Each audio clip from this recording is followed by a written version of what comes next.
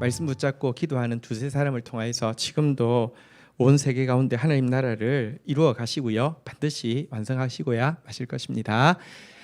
우리 GT 말씀 이제 토요일 말씀 묵상할 차례인데요.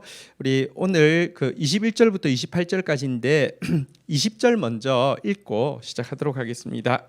20절 말씀 한번 같이 읽도록 하겠습니다. 시작.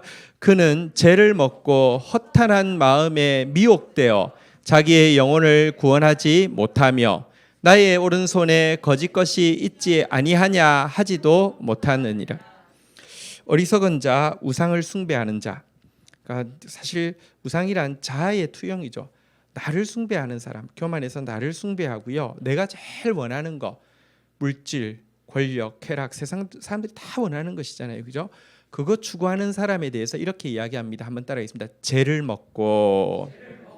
죄를 먹는다는 것은요, 성경에 이제 죄를 먹고라는 표현하고 좀 제일 비슷한 게 한번 따라하겠습니다. 바람을 먹고. 여러분, 죄 먹어서 배부르지 않고요. 바람 먹어도 아무것도 안 먹은 거잖아요, 그죠? 그러니까 헛된 거 먹기 위해 산다. 많은 사람들이 이야기하잖아요. 먹기 위해 산다고. 목구멍이 포도청이어서 먹기 위해서 일한다고 하는데 실제 그가 일하는 거 죄를 위해서 일하는 거고 바람 위해서 일하는 거다 이렇게 이야기합니다. 우상 숭배자들 막 돈을 가지기 위해서 막 명예를 가지기 위해서 권력을 가지기 위해서 미친 듯이 일하지만 결론은요, 그거 이루어지고 나서 바람 먹는 것과 같아서 아무것도 남지 않는다는 것입니다. 그러면서도요, 허탄한 마음에 미혹이 되어가지고요, 거품만 잔뜩 끼어서 실은 먹고 있는 게 재고 바람인데도요, 마음이 미혹되어가지고요, 그냥 뭐가 허영심에 사로잡혀서 뭐가 되고 있다고 생각하고 스스로 된 거라고 계속 자랑하고 이러고 살고 있습니다. 그래서 자기 영혼을 구원하지도 못하고요, 내 오른손에 거짓 것이 있지 아니하냐, 다시 말하면 내가 지금까지 붙잡고 있었던 것이 오른손 이거군요. 내가 지금 제가 오른손 왼손을 구분을 못해가지고 좀 어렵습니다. 지금 우리 영신이 군대가 있는데 제가 걱정은 제가 이제 군대를 갈 때 제가 28에 군대 갔기 때문에 일반병으로 갔기 때문에 항상 그 나이 어린 아이들 앞에서 창피할까 봐서 내가 나이 어린 아이들보다 고생할까 봐는 하나도 걱정 안 했습니다. 뭐 고생은 하면 되니까. 창피할까 봐서 좀 걱정이 된 게 뭐냐면 오른쪽 왼쪽을 구분을 못해서 우로 돌아가는데 이렇게 혼자만 이렇게 할까 봐서 항상 긴장을 했습니다. 이렇게 손을 해보고 약간 편하면 오른쪽이고 아니면 왼쪽. 우리 영신이 지금 군대가 있는데 혹시나 이렇게 할까 봐서 제가 좀 걱정이 되는데요. 네, 그러니까 내 오른손에 있는 것, 다시 말하면 그들이 쥐고 있던 우상이 이거 허탄한 거에서 거짓된 거라는 것도 깨닫지도 못하게 된다는 거예요. 그러니까 여러분, 우상을 쥐고 있으면 영혼도 구원하지 못하는데 죽을 때까지도 그거 붙잡고 이거 내가 미쳤지 왜 이런 거짓된 거 아무것도 아닌 거 붙잡고 있었지 이 말도 못하고 끝까지 그거 잡고 죽는다는 것입니다. 죄를 먹고 있기 때문에, 허탄한 마음에 미혹되었기 때문에 이게 우상 숭배자의 운명인데요. 자, 21절은 여기에 대비되는 참된 신자는 어떤 존재인지 이렇게 이야기하는 것입니다. 21절 같이 읽겠습니다. 시작. 야곱아, 이스라엘아, 이 일을 기억하라. 너는 내 종이니라. 내가 너를 지었으니 너는 내 종이니라. 이스라엘아, 너는 나에게 잊혀지지 아니하리라. 아멘. 지금 이야기하고 있습니다. 너 이스라엘, 야곱, 이스라엘아, 이거 기억하라 라고 이야기하면서요, 사실은 한번 다시 따라하겠습니다. 야곱아, 이스라엘아. 이게 이 두 개의 단어가 무슨 상관이 있습니까? 야곱은 옛날 이름이고 이스라엘은 새 이름이잖아요. 우리는 신앙생활 하면서도요, 옛날 모습이 나왔다가 새 모습이 또 나왔다가 계속 이렇게 혼재합니다. 하나님도 아시니까요. 야곱을 야복강가에서 이름하고 이제부터는 너를 이스라엘이라 부르리라 해놓고 나서도요, 종종 야곱아 부릅니다. 야곱은 속이는 자라는 뜻을 가지고 있죠. 그리고 이 이스라엘과 비슷한 말이 우리 앞에서 이제 여수룬이라는 단어가 이제 나올 텐데요. 여수룬은 정직한 자라는 뜻인데요. 어떤 때는 하나님 말씀이 들어오면 정직해지기도 하지만 어떤 때는 또 옛날 기질이 발휘돼 가지고 속이는 자로 이렇게 삽니다. 근데 감사한 것은 하나님은 둘 다 불러주십니다. 여전히 속이고 있을 때도 너 내 자식이야라고 부르고 있고요. 여전히 우리가 하나님 닮아서 정직할 때에도 너 근데 내가 사랑하고 하지마. 네가 옛날 모습 나온다 할지라도 나 너 택했어라는 뜻에서 야곱아, 이스라엘아, 이 일 기억하라라고 이야기하면서 기억해야 될 내용이 무엇입니까? 한번 따라하겠습니다. 너는 내 종이니라. 내가 너를 지었으니 한번 다시 따라하겠습니다. 너는 내 종이니라. 우리 옆에 사람 격려합시다. 당신은 하나님의 종입니다. 하나님이 우리를 종으로, 당신의 종으로 지었습니다. 당신의 종으로 지었다는 것은 하나님을 섬기게 하기 위해서 지었다는 것입니다. 여러분, 우리가 목적에 맞는 일을 하면요, 그렇잖아요. 사람이 자기 재능에 맞는 일을 하고 자기 은사에 맞는 일을 하고 자기 부르심에 맞는 일을 하며 어울릴 뿐만 아니라 행복하기도 한데요, 목적이 이끄는 삶이 아니라 내 예를 들면 목구멍이 이끄는 삶을 살거나 내 허탄한, 아까 나온 바대로 허탄한 미혹에 이끌려서 살면요 행복하지 않습니다. 우리를 하나님이 너는 내 종이라고 하면서 우리를 지어주셨기 때문에 하나님 섬기고 있을 때만 우리는 행복한 존재입니다. 그런데요, 너는 내 종이라 두 번 이야기했지만 또 한번 보실까요? 따라하겠습니다. 이스라엘아, 너는 나에게 잊혀지지 아니하리라. 너는 나에게 절대로 잊혀질 수 없는 존재다라고 이야기합니다. 이것은 너는 내 종이다는 말과 조금 느낌이 다르죠. 너는 절대 나한테 잊혀질 수 없는 사람이야. 여러분에게 절대 잊혀질 수 없는 사람이 있죠. 혹은 당신은 나에게 절대 잊혀질 수 없는 사람이에요. 이런 이야기를 할 때 보통 어떤 사람에게 이야기합니까? 굉장히 많이 사랑하거나 아니면 너무 많이 고마운 사람에게 이야기하는 거잖아요. 이 말은 여기서 하나님에게 있어서 우리는 너무너무 많이 사랑하는, 하나님 절대 잊어버릴 수 없는 존재다라고 이야기하는 것이죠. 그리고 우리가 종이면서도 연인이라는 의미이고요. 그래서 우리는 하나님 섬길 때 행복할 뿐만 아니라 그 연인이신 하나님의 사랑을 받아들일 때만 존귀하게 되어 있습니다. 잊혀지지 않는다는 표현을 이사야서 49장 15절부터는 조금 달리 이렇게도 묘사하고 있습니다. 49장 15절부터 우리 한번 볼까요? 15절. 여인이 어찌 그 젖먹는 자식을 잊겠으며 자기 태에서 난 아들을 긍휼히 여기지 않겠느냐. 웬만하면 어머니가 자식 잘 안 잊어버리잖아요, 그죠? 근데 요즘 시대가 막 악하니까 웬만하지 않은 일들도 있죠. 그들은 혹시 잊어버릴지라도 한번 따라하겠습니다. 나는 너를 잊지 아니할 것이라. 그러니까 다시 말하면 종이기도 하지만 넌 내 자녀야. 난 절대 잊어버릴 수 없는 내 자녀야라고 이야기하면서 어느 정도를 안 잊느냐고 이야기하느냐. 16절 한번 볼까요? 같이 한번 읽도록 하겠습니다. 시작. 내가 너를 내 손바닥에 새겼고 너의 성벽이 항상 내 앞에 있나니. 여러분은, 저는 정말 부족하지만 하나님 손바닥 위에 이름이 기록되어 있는 존재입니다.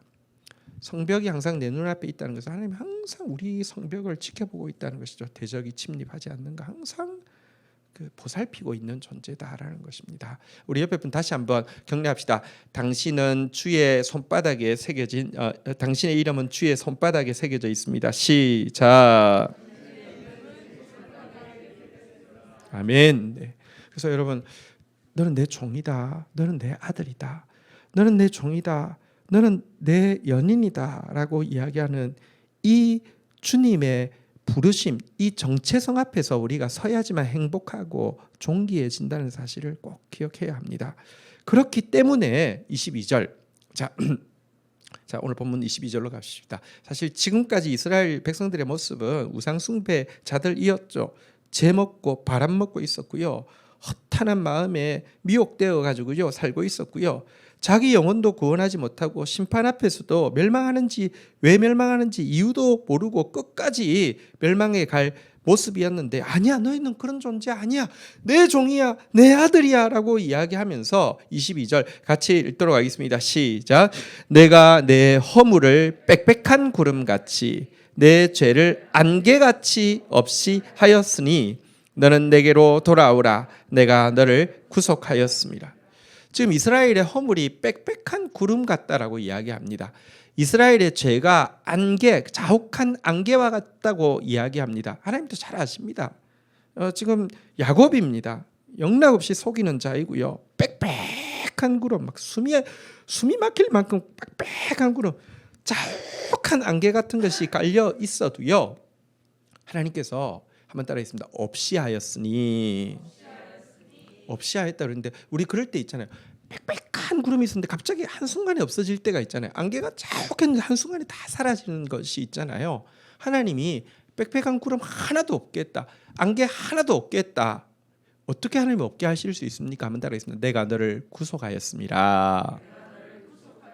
구속한다는 말은 값 주고 산다는 말인데요, 이 죄에 대해서, 이 허물에 대해서는 값을 치르지 않으면 사탄이 물러서지 않습니다. 근데 하나님께서 값을 치렀는데요, 얼마나 확실하게 값을 치렀느냐고 하면, 여러분 2배나 값을 치렀기 때문에 사단이요, 그 돈 받고는요 꽁무니를 뺀다는 뜻입니다. 성경에 보면 우리 이사야서 40장 시작할 때마다 너가 배나 너의 죄로 말미암아 벌을 받았느니라 그랬는데, 우리 행한 죄에 배나 벌을 받았어요? 아니요, 반도 안 받았어요. 근데 하나님께서 우리 죄를 구속하기 위해서 값주고 사시기 위해서 자기 아들을 희생시키는데, 그거는 2배 이상이잖아요. 이것 받고는요 사단이요 우리 앞에서요 그냥 꽁무니를 빼는 것입니다. 그 장발장 보면 되게 시사하는 바가 되게 큰데요, 여러분 그 이제 코제트를 장발장이 테나르디에라는 그 못된 그 여인숙 주인한테 값 주고 사잖아요, 그죠? 근데 그때 이 사람들이 요구한 돈이 뭐 얘 키우느라고 얼마 들었고 하면서 요구한 돈이 그 이제 프랑스 돈으로 이제 나오는데, 그게요 지금 돈으로 환산을 해보니까 대략 1억 정도예요. 그러니까 엄청나게 요구했어요. 근데 요구하는 대로 줬어요. 요구하는 대로 줬는데도 이 사람이 나중에 알고 보니까 그 장발장이 엄청 부자라는 사실도 알게 되고 쫓긴다는 사실도 알게 되니까 끝까지 돈 받으려고 또 막 쫓아오잖아요, 그죠? 나중에 돈을 요구하는데 뭘 요구하냐면 1배 더 요구하는 거예요. 그만큼 받았던 걸 2배로 요구하는 거예요. 근데 여러분 성경에는요 이 테나르디에도 처음에 말도 안 되게 1억을 요구하는데 2억을 줬다고 하며, 이거 이제 다시 만나서 장발장이 나 그때 내가 헷가닥에서 돈 줬는데 물어내라고 할까 봐서 꽁무니를 빼고 아예 안 나올 거 아닙니까? 물론 이제 뭐 그건 소설이니까 테나르디에는 존재하지 않습니다. 근데 딱 그 2배를 요구했던 것이, 사실은 하나님께서는요 사단이 우리 죄값에 대해서 더 이상 요구할 수 없도록 아예 배나 그냥 줘버리잖아요. 여러분 그 호세아서에 보면 고멜이 매음굴에 빠졌습니다. 근데 고멜 값을 치르는데요 보면, 당시 그 이렇게 매음굴에 빠져 있는 여인을 그 여종을 하나 빼내는 돈 액수가 정해져 있습니다. 그것은 왜냐하면 출애굽기 뭐 이런 데 보면 뭐 이렇게 그 종을 이제 살 때 얼마 이런 게 정해져 있단 말이에요. 근데 호세아, 가난한 신학생인 호세아가요 고멜을 사는데 얼마를 줬냐고 하면요 그 값에 딱 2배를 주고 사거든요. 근데 아마 제가 보니까 그 성경 자세히 보면 재미가 있습니다. 그러니까 그 돈 예를 들면 15세겔, 지금 정확하게 기억이 안 납니다. 15세겔이 아마 그 여종의 몸값인데요. 15세겔에다가 곡식을 15세겔어치를 해가지고 사거든요. 이 말은 가난한 신학생이요 돈은 현금은 15세겔을 모았는데 나머지는 현금을 모을 방법이 전혀 없어서 이렇게 그 곡식과 뭐 이런 것까지 포함해 가지고 가서 샀다는 이런 뜻입니다. 어쨌든 있는 거 없는 거 다 주고 샀다는 것이죠. 그러니까 여러분 우리 죄가 만만치 않습니다. 우리 허물도 만만치 않습니다. 그러나 빽빽한 구름 같고 자욱한 안개 같아도 너는 내 종이고 너는 잊혀지지 않는 내 아들이기 때문에 내가 너를 값주고 사는데 한순간에 없어지고 다시는 찾아와서 클레임 걸지 못하도록 내가 2배나 값주고 너를 구속했으니까 한번 따라하겠습니다. 너는 내게로 돌아오라. 정신 차리고 돌아오라고. 나를 섬기는 자리로 돌아오라고. 내게 사랑받는 자리로 돌아오라고. 너의 원래의 사명, 나 섬기다가 나 닮고 나 사랑받다가 나 닮아서 나의 영광을 드러내는 그 자리로 하나님의 영화와 존귀를 관시는 그 자리로 돌아오라고 초청하고 있는 내용인 것입니다. 이렇게 초청하시고는요 23절 한번 보도록 하겠습니다. 이들이 돌아올 때에 대해서 환영식에 대한 내용입니다. 23절 같이 읽겠습니다. 시작. 여호와께서 이 일을 행하셨으니 하늘아 노래할지어다. 땅의 깊은 곳들아 높이 부를지어다. 산들아 숲과 그 가운데 모든 나무들아 소리내어 노래할지어다. 여호와께서 야곱을 구속하셨으니 이스라엘 중에 자기 영광을 나타내실 것이미로다. 자, 이 우리가요 하나님의 종이고 하나님의 사랑받는 잊혀지지 않는 존재인 우리가 너는 내게로 돌아오라 내가 너를 구속하였습니다 이 말씀 붙잡고 주님께로 돌아올 때 하늘아 노래할지어다. 땅의 깊은 곳들아 높이 부를지어다. 산들아 숲과 그 가운데 모든 나무들아 소리내어 노래할지어다 라고 하면서 자연 만물 보고 돌아오는 우리의 환영식에 참여해서 막 노래하라는 것입니다. 우리가 사명의 자리로 돌아가면요 자연이 하늘이 땅이 산들이 숲과 나무들이 소리 높여서 노래한다 높이 노래 부른다라고 이야기합니다. 왜 그럴까요? 이유가 여기 나와 있는데요. 여호와께서 야곱을 구속하시면요 단지 멸망으로부터 구원으로만 구속하는 것이 아니라 이스라엘 중에 자기 영광을 나타내실 것임이라 그랬는데요. 비천한 자리에 있지 않고 영화로운 자리, 존귀한 자리로 우리를 이렇게 우리의 모습을 바꾸어 주신다는 것입니다. 여러분 자꾸 이렇게 착각하면 안 됩니다. 더러운 죄인인데 그래 내가 용서했어. 그러니까 그냥 이제 내가 용서했어. 용서받고 지옥 갈 사람들이 그냥 천국은 가는데 여전히 나는 더러운 죄인이었어. 나는 정말 무능하고 아무것도 할 수 없는 죄인이야. 이 고백으로 천국 가게 하기를 원치 않습니다.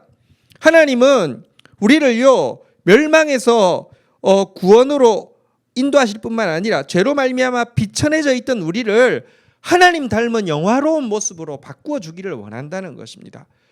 근데 우리가 영광을 되찾을 때 왜 하늘이 그렇게 노래할까요? 땅이 왜 그렇게 높이 부를까요? 산들이 숲들이 왜 소리를 막 지르면서 할렐루야를 할까요? 이유가 있습니다.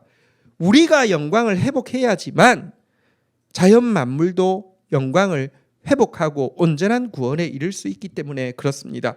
로마서 8장 19절부터는 이 사실을 잘 보여주고 있어요. 로마서 8장 19절 한번 볼까요? 피조물이 고대하는 바는 그러니까 하늘이 땅이 산과 나무들이 목매어서 기다리는 바가 있습니다. 한번 따라하겠습니다. 하나님의 아들들이 나타나는 것이니 하나님의 딸들이 나타나는 것이니 하나님의 아들이요 딸인 우리가 하나님의 아들답게 하나님의 딸답게 회복되어지는 거 소명의 자리에 하나님 우리를 부르신 자리에 서 있게 되는 것이 우리 금동이가 목을 메고 기다리는 겁니다. 항상 저를 바라보면서 권 목사님 언제 진짜 하나님 아들다운 분 되실 거예요? 이렇게 하면서 저한테 자꾸 저를 바라보고 있잖아요. 목 메어서 기다리는 게 하나님의 아들들로서 나타나는 것이라는 것입니다. 이유가 무엇입니까? 20절 한번 보십시오. 피조물이 금동이가 허무한데 굴복하는 것은 자기 뜻이 아니요 오직 굴복하게 하시는 이로 말미암음이라. 여기 굴복하게 하는 이는 누구냐고 하면 저를 이야기합니다. 사람을 이야기합니다. 하나님은 사람을 만드셔서 우리의 주인이시지만 사람에게 모든 피조물의 이름을 짓게 하신 것은요 사람을 통치할 권한을 하나님이 사람에게 이렇게 피조물을 통치할 권한을 사람에게 주셨습니다. 이런 우리가 타락하고 나니까요 우리가 허무한데 굴복하고 나니까 금동이도 하늘도 땅도 산과 나무도 들짐승도 전부 다 거기에 마저 못해 굴복할 수밖에 없다는 것입니다. 망가지게 되고요, 일그러지게 되고요, 타락하게 되고요, 병들게 되고요, 신음하게 되고요, 죽게 된다는 것입니다. 그런데 이들이 언제 회복되어질 수 있습니까? 21절부터 보십시오. 그 바라는 것은 금동이가 하나의 소원이 있습니다. 피조물도 썩어짐의 종로를 타는 데서 해방되어 썩고 죽고 하는 데서 병들고 하는 데서 해방되어 하나님의 자녀의 영광의 자유에 이르는 것이라. 비록 금동이가 하나님의 자녀는 아니지만 하나님의 자녀들의 그 영광, 그 자유에 나도 참여하기를 원한다는 것입니다.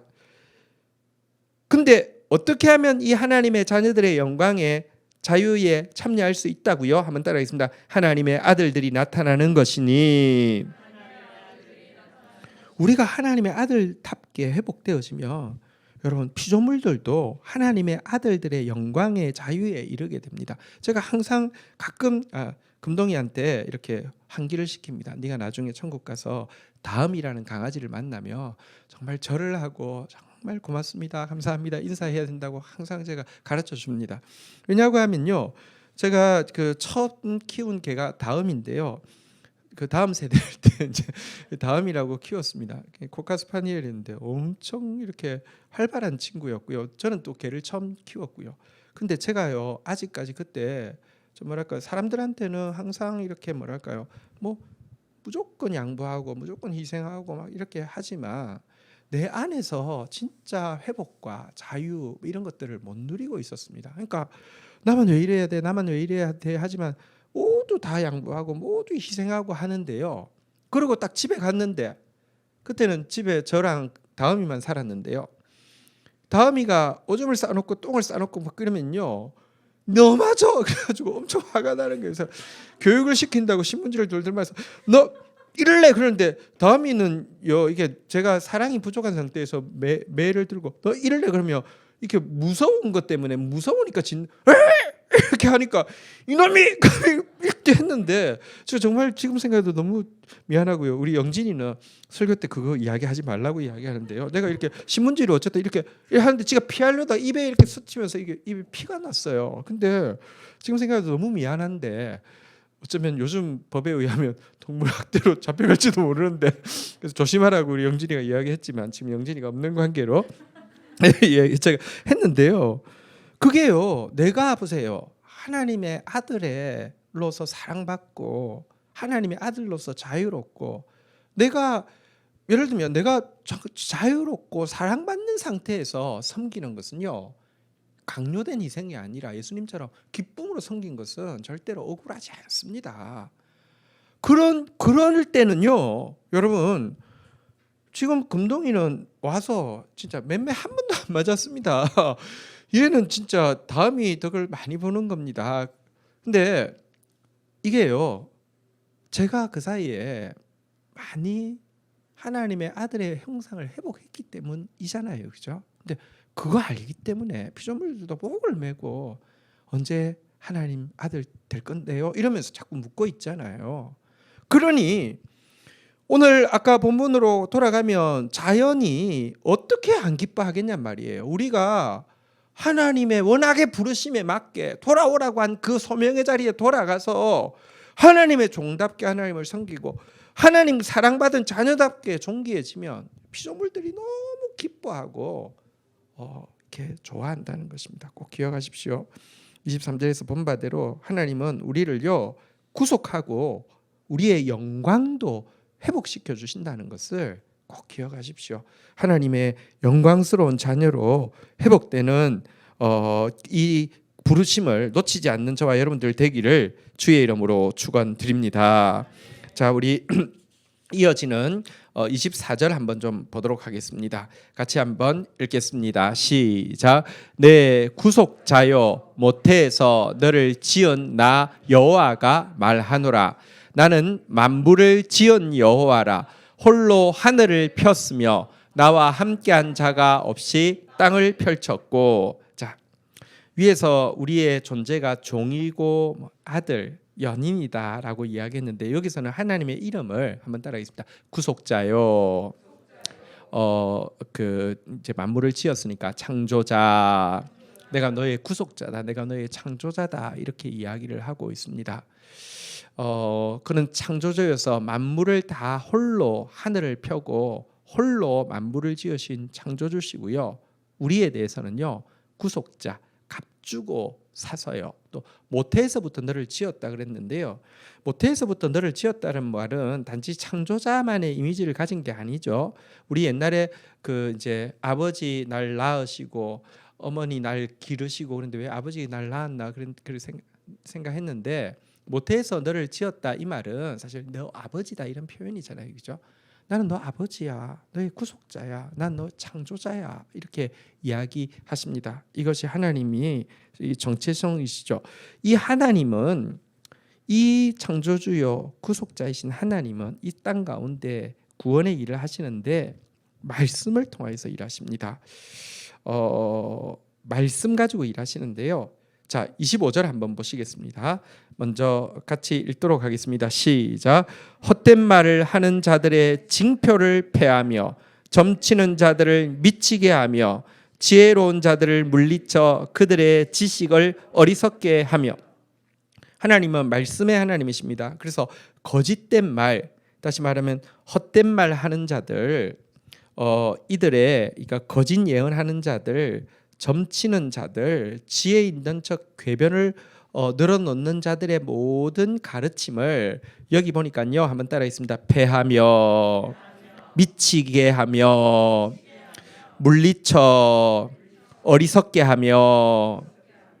말씀의 하나님은요, 말씀에 굉장히 민감합니다. 거짓 말씀들에 대해서 하나님은 반드시 패하시고요, 미치게 하시고요, 물리치시고요, 어리석게 하십니다. 그러나 말씀의 하나님은 참 말씀을 가진 자, 참 말씀을 대언하는 자, 참 말씀을 붙잡는 자에게 말씀을 그대로 이루어 주십니다. 이어지는 26절부터 한번 볼까요? 그럼 또 이렇게 말씀하고 있습니다. 그의 종의 말을 세워주며. 우리가 하나님의 종으로서 하나님을 섬기며 하나님이 말씀을 주셔서 일하게 하십니다. 하나님 우리가 하나님 섬길 때 뭘로 섬깁니까? 종도 주인한테 물어보고 주인이 뭐 해라 하고 뭐 하잖아요. 마찬가지입니다. 하나님 우리에게 말씀을 주셔요. 우리가 주님을 섬긴다는 것은 말씀을 섬긴다는 것입니다. 근데 우리가 하나님 말씀 가지고 섬기고 있으면요, 종의 말을요, 한번 따라하겠습니다. 세워주며. 종의 말을 세워주는 것입니다. 내가 말했는데, 내가 하나님 말씀 가지고 말했는데 뒤에서 하나님 나타나서 내 뜻하고는 별 상관없어 하면 얼마나 내 면이 깎이겠어요. 완전히 정말 말이 안 되지. 근데 그렇지 않는다는 것입니다. 내가 좀 부족해도 하나님 말씀 딱 붙잡고 그 말하고 나면요, 하나님이 저게 내 말이야, 저 말 대할 때 나 대하듯이 해 하면서 세워준다고 이야기하고 있습니다. 그의 사자들의 계획을 한번 따라하겠습니다. 성취하게 하며. 하나님의 말씀 붙잡고 하나님이 이 일 하라고 할 때 이 일하고 이거 계획하라고 할 때 그거 계획하고 나아가면요, 하나님께서 성취하게 해주신다는 것입니다. 그의 종의 말의 메시지의 핵심이 뭘까요? 그의 사자들의 계획의 핵심이 뭘까요? 예루살렘, 다시 말하면 하나님의 교회, 하나님의 나라를 세우는 것이죠. 하나님께서 말씀하십니다. 한번 따라하겠습니다. 거기에 사람이 살리라. 중건될 것이라. 내가 복구시키리라. 우리가 주님 말씀 가지고 나아가면요, 주님이 당신의 말씀으로 보증해 주시고 당신이 친히, 우리는 메아리가요, 여기서 황 쳐야지 이쪽에서 울리잖아요, 그죠? 우리 하나님의 메아리가 되어지게 하나님도 계속 이야기하는 것입니다. 지금은 교회가 황폐해져 가고 있고 온 세상이 황폐해져 가고 있고 하나님의 나라가 아니라 사단의 나라처럼 보입니다. 여러분 막 지금 세상을 보면 사단이 막 득실거리는 세상처럼 보입니다. 그러나요, 하나님은 말씀하십니다. 다시 한번 따라하겠습니다. 거기에 사람이 살리라. 중건될 것이라. 내가 복구시키리라. 하나님이 사람이 살 수 있도록, 영혼들이 막 자랄 수 있도록 중건될 것이고요, 하나님께서 복구시키리라고 말씀하고 있습니다. 27절에도 보면요, 하나님께서 또 말씀하고 있습니다. 기품에 대하여는, 이 기품이라는 것은 이제 강의 근원을 이야기하는데요, 하나님의 백성들이 하나님의 땅으로 되돌아오는 길을 막고 있는 깊은 강물을 이야기하는 것입니다. 이 강물에 대해서 하나님께서 말씀하십니다. 한번 따라하겠습니다. 마르라. 내가 내 강물들을 마르게 하리라. 실제로 여러분, 이스라엘 백성들이 출애굽할 때 홍해도 마르고 요단강도 마르는 것처럼 하나님이 이 깊은 강에 대해서요, 마르라 내가 내 강물들을 마르게 하리라 하면 마르는 것입니다. 하나님의 말씀 앞에 장애물이 어떤 것도 설 수 없습니다. 또 말씀하십니다. 28절 한번 볼까요? 지금 이사야서 하반부의 중요한 예언은 고레스에 대한 예언이죠. 당시 이스라엘 백성들은 바벨론에 의해서 압제당하고 있고 바벨론이 제일 무서웠습니다. 바벨론에 의해서 망할 겁니다. 포로 잡혀갈 겁니다.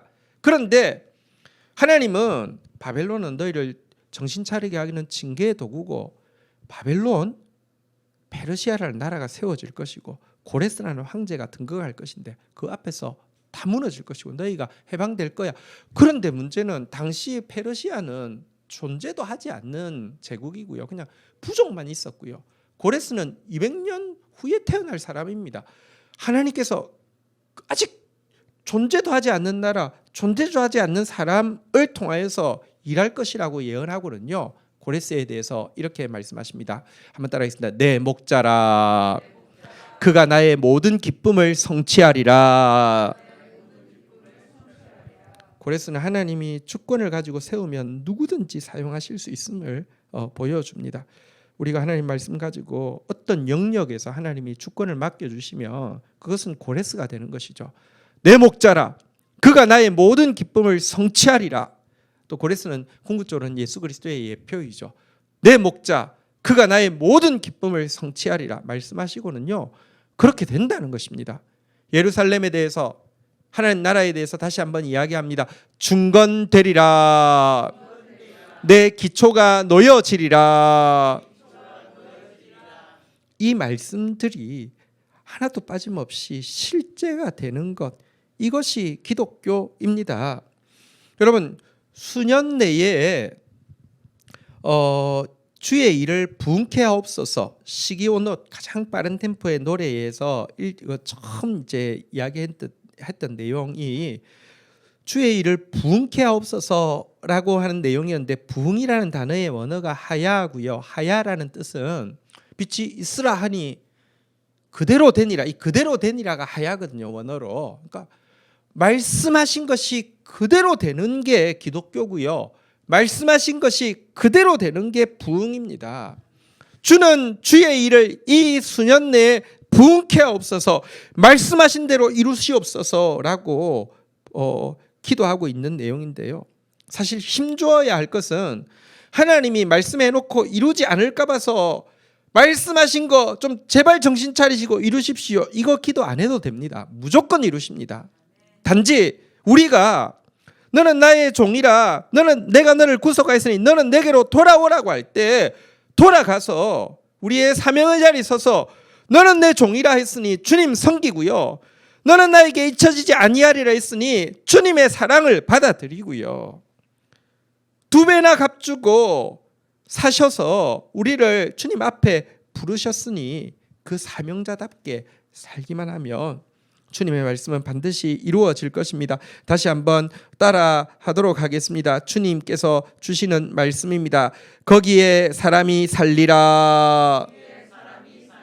중건될 것이라 내가 복구시키리라. 마르라 내가 내 강물들을 마르게 하리라. 내 목자라 그가 나의 모든 기쁨을 성취하리라. 중건되리라 내 기초가 놓여지리라. 하나님께서 지금 저희들에게 주신 말씀, 약속들 반드시 하야 그대로 이루어질 것입니다. 수년 내에 부흥케 하실 것입니다. 이 말씀 붙잡고 이 영광을 붙잡고 말씀을 붙잡아야 사람이 영광스러워집니다. 무엇 먹고 마실까 입을까만 생각하고 살면요 점점 비천해집니다. 그러나 존귀한 하나님 말씀 딱 붙잡고 살면요 영광스러워집니다. 그게 여러분의 사명의 자리입니다. 사명의 자리 잊어버리면요 자꾸 여러분 쇠하고 지치고 낙담하게 되고요. 사명 붙잡으면요 걸어가도 피곤치 않고 달려가도 곤백치 않고 독수리처럼 올라갈 수 있는 것입니다. 말씀 붙잡고 정말 기도가 필요한 때 함께 기도로 싸우고 나가는 저와 여러분들 되기를 주의 이름으로 축복합니다. 우리 함께 찬양하면서 이 가사의 내용으로 된 찬양이 하나 있긴 있는데 좀 옛날 찬양입니다. 그래도 우리 같이 가사 묵상하면서 한번 찬양했으면 좋겠습니다.